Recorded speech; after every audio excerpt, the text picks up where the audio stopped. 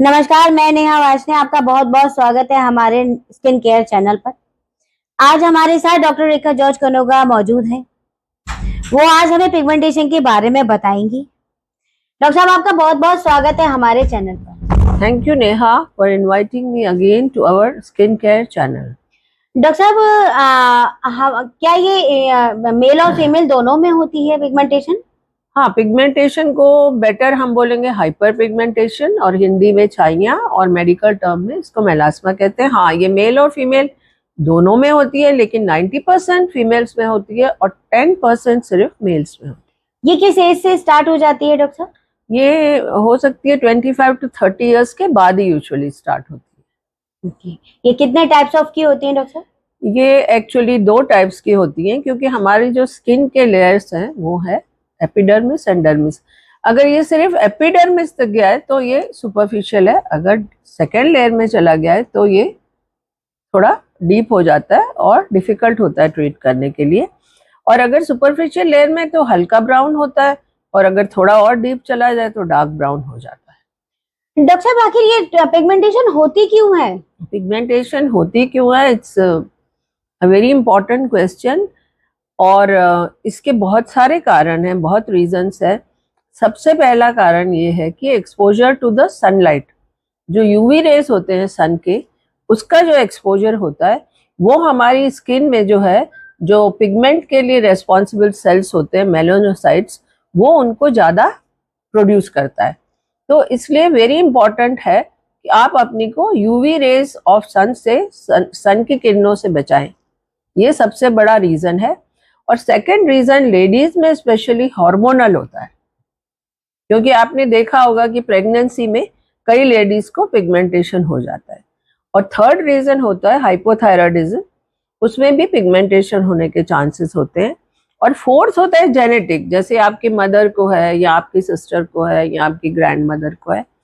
और रीज़न एक होता भी है कि कहीं आप मेडिकेशन ले रहे हो तो उसकी वजह से जो पिगमेंटेशन होती है उसको कहते हैं पैराडॉक्सिकल हाइपर पिगमेंटेशन, जो मेडिकेशन स्टॉप करने से ठीक हो जाती है। और दूसरी पिगमेंटेशन होती है जो एक्ने होते हैं, वो जब हील करते हैं तो वो डार्क स्पॉट्स छोड़ के जाते हैं, उसको क्या कहते हैं, post inflammatory hyper pigmentation due to acne. तो ये सारे ही रीजंस है हाइपर पिगमेंटेशन के। डॉक्टर साहब, ये डस्ट से भी होता है?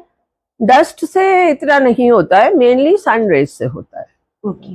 अगर हमारे दर्शक ये जानना चाहेंगे कि हमें पिगमेंटेशन ठीक करने के लिए कुछ प्रोडक्ट की जरूरत पड़ती है, क्या आप हमें बताएंगे?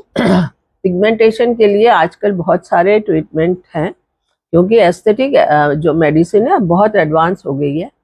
तो फर्स्ट तो यही है कि अवॉइड द सन रेज, और बहुत सारे आजकल सन ब्लॉक्स हैं, 50 SPF, 30 SPF।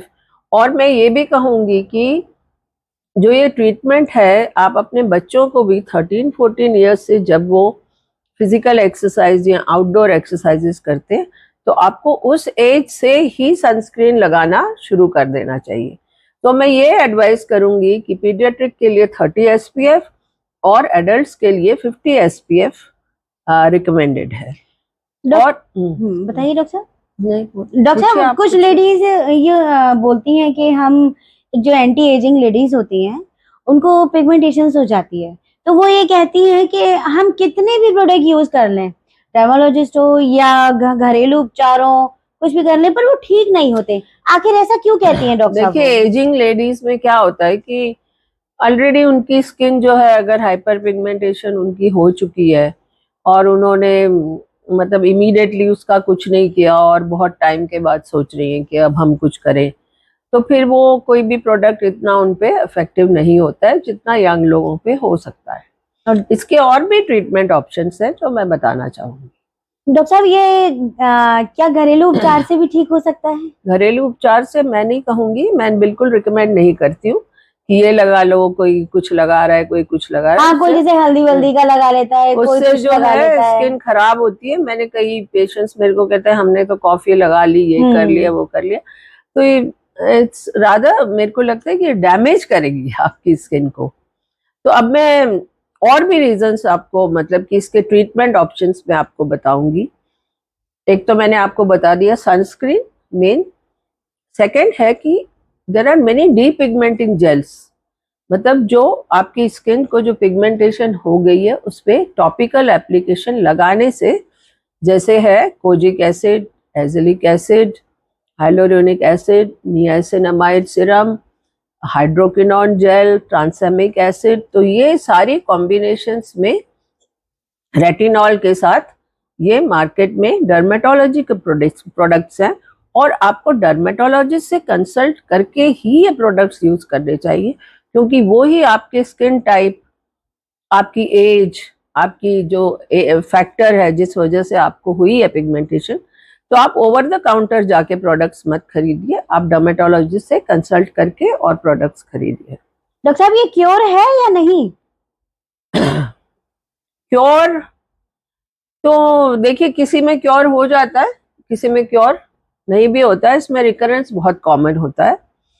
इसमें और भी अभी फर्दर ट्रीटमेंट्स आ गई हैं, जैसे पीआरपी है जिसमें आपका खुद का प्लाज्मा लेके वो आपके फेस पे इंजेक्ट करते हैं, माइक्रो नीडलिंग है, और अब लेजर्स आ गए हैं, क्यू स्विच लेजर है, एब्लेटिव लेजर है, और there are many peels, glycolic acid peel, carbon peel, तो बहुत सारे ऑप्शंस हैं ट्रीटमेंट।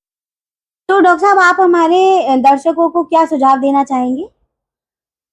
Very good question. मैं दर्शकों को सुझाव देना चाहूँगी कि प्रिवेंशन बहुत ज़रूरी है, और मैं कहूँगी 13 to 14 ईयर्स पे ही आपको अपने बच्चों को भी सनस्क्रीन यूज़ करवाना चाहिए अगर वो आउटडोर